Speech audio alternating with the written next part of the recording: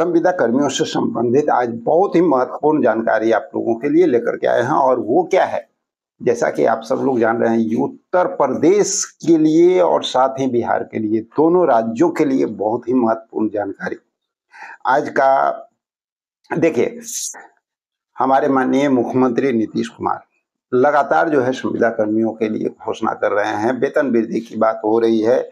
और अब इसके साथ साथ कुछ और भी अहम बातें निकल करके सामने आनी शुरू हो गई है।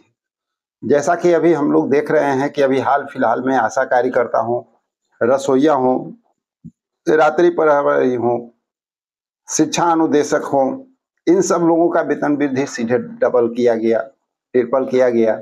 और इसी के साथ साथ और भी बहुत सारे कर्मचारी हैं जिनका ऑलरेडी घोषणा पहले ही हो चुका है, और जो घोषणाएं हो चुकी है उसको बस अब अमली जामना पहनाना बाकी है, जो कि कभी भी किसी भी कैबिनेट में आप लोग के लिए ये तय होता हुआ नजर आएगा।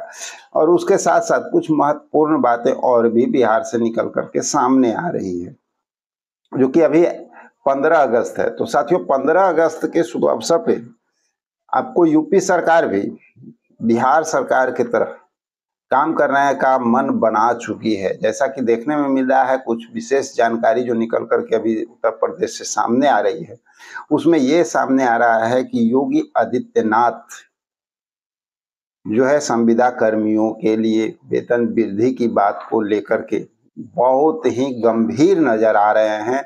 और कुछ ऐसी तैयारी हो रही है जिस तैयारी के तहत आप लोगों का, चाहे वो आउटसोर्स कर्मी हो, दैनिक वेतन भोगी कर्मी हो, कोई भी जो संविदा कर्मी है, जो संविदा पे आधारित काम कर रहे हैं, उन लोगों का न्यूनतम वेतनमान फिक्स किए जाने की बात सामने आ रही है। जो निकल के सामने आ रही है कि न्यूनतम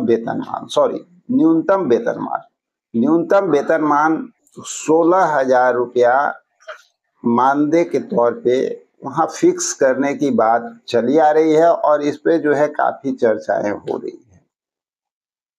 और इसको लेकर के और जो हमारे संविदा कर्मी साथी हैं, उनको परमानेंट करने की भी बात बहुत जबरदस्त तरीके से वहां पे की जा रही है, और उसकी तैयारी भी हो रही है। लेकिन हाँ, ये बात सही है कि अभी आधिकारिक पुष्टि इसकी नहीं हुई है, लेकिन अंदरूनी जानकारी जो निकल करके सामने आ रही है कि इस पे बहुत सारा काम आप लोगों का हो चुका है। एक महत्वपूर्ण कार्य, जिस कार्य की बदौलत आपका वेतन वृद्धि भी होगा और अस्थायीकरण की मांग भी पूरी होगी, वो काम कहीं ना कहीं पूरी तरह से उत्तर प्रदेश सरकार कंप्लीट कर चुकी है। अब उसको बस अमली जामा पहनाना बच रहा है। और वो क्या है, वो आप लोग को हम बता दें। यहाँ पर सेवा निगम आयोग का गठन संविदा कर्मियों के लिए किया गया है। जिस तरह से अभी आप देख रहे हैं, बिहार में युवा आयोग का गठन किया गया, सफाई कर्मियों के लिए आयोग का गठन किया गया। आखिर आयोग का गठन से बेनिफिट क्या होता है? आयोग के द्वारा जो तैयारी की जाती है और जो डिमांड रखा जाता है, सरकार को उसको मानना ही होता है और उस पर काम करना ही होता है। तो सेवा निगम आयोग का गठन की पूरी तैयारी हो चुकी है। और इसके लिए जो जानकारी निकल करके आ रही है ना, वो बहुत ही महत्वपूर्ण जानकारी निकल करके आ रही है कि माननीय मुख्यमंत्री योगी आदित्यनाथ जी की ओर से भी इसको स्वीकृति मिल ही चुकी है। और साथ ही उन्होंने क्या किया है कि अपने वित्त मंत्रालय से, जो उनके वित्त मंत्री हैं, उनसे भी इसकी स्वीकृति ले चुके हैं। और सिर्फ एक काम बच रहा है, और वो क्या आपका बच रहा है कि कैबिनेट की बैठक में इसका मुहर लगना, प्रस्ताव को पास करना। अगर ये जैसे ही हो जाता है, वैसे ही सच पूछा जाए, तो जो संविदा कर्मी है उत्तर प्रदेश के, उनके जीवन में बाहर आ जाएगा। आप लोग जो लड़ाई लड़ रहे हैं, लंबे अंतराल से जो लड़ाई लड़ रहे हैं, वो लड़ाई में आपका 4 चांद लगने जा रहा है। और आपका कार्य बहुत जल्द फिर पूरा होता हुआ सब नजर आना शुरू हो जाएगा। तो चलिए इंतजार करेंगे कि कब किस कैबिनेट की बैठक में इस पे मुहर लगता है। क्योंकि ये जो 2 दिन पहले जो कैबिनेट हुई थी, उसमें भी अनुमान किया गया था, लेकिन ऐसा कुछ होता हुआ दिखा नहीं। लेकिन अब ये देखना दिलचस्प होगा कि कब तक जो है इस पे मुहर लगता है। ठीक है, अब आगे बढ़ते हैं। बिहार के संविदा कर्मियों के लिए, जैसा कि बिहार में आप सब लोग को तो बताया गया, बहुत लोगों का दुगना हुआ है, तिगुना हुआ है, और वेतन वृद्धि जो है बहुत सारे साथियों का किया गया है।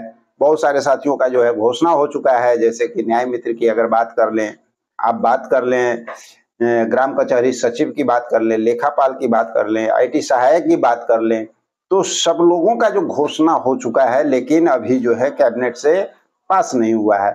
तो उन लोगों का भी कैबिनेट से बहुत जल्द पास हो सकता है। और उतना ही नहीं, कुछ महत्वपूर्ण बातें निकल करके सामने आ रही है कि 15 अगस्त नजदीक है, चुनावी माहौल चल रहा है बिहार में, वोट बैंक की भी तैयारी चल रही है, और इसी को देखते हुए जो है लगातार बिहार के माननीय मुख्यमंत्री हमारे जो है जनता को भी सौगात दे रहे हैं और साथ साथ संविदा कर्मियों को भी सौगात दे रहे हैं।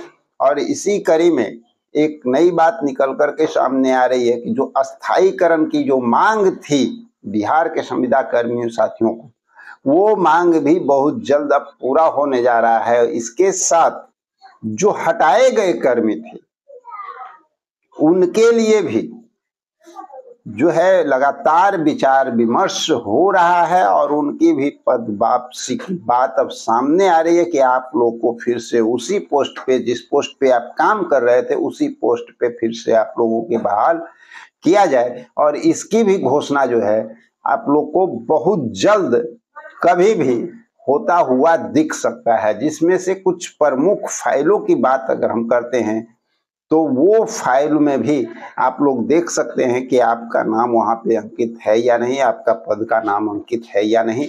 लेकिन ये तय है कि 15 अगस्त को कुछ बड़ा होने वाला है, ऐसी कुछ जानकारी निकल करके सामने आ रही है। कर्मियों का अस्थायीकरण का मांग ये भी पूरा होने जा रहा है, और साथ ही साथ आपको हटाए गए जो कर्मी हैं उनके लिए भी कार्य चल रहा है। तो इनका भी काम बहुत जल्द आपको होता हुआ दिख सकता है, और वो इलेक्शन से पहले 15 अगस्त को हो जाए तो भी, अगर नहीं होता है उसके बावजूद भी। तो चलिए, कुछ वैसे फाइल हैं जिन फाइलों पे लगातार जो है नजर बना करके रखना है, और उन फाइलों के लिए हम ये भी कहेंगे कि आप लोग का अगर नाम है तो आप लोग भी एक्टिव मोड में ही रहिए, क्योंकि जब आप एक्टिव मोड में रहेंगे ना तो कभी भी कुछ आप लोग के लिए अच्छा मिल सकता है।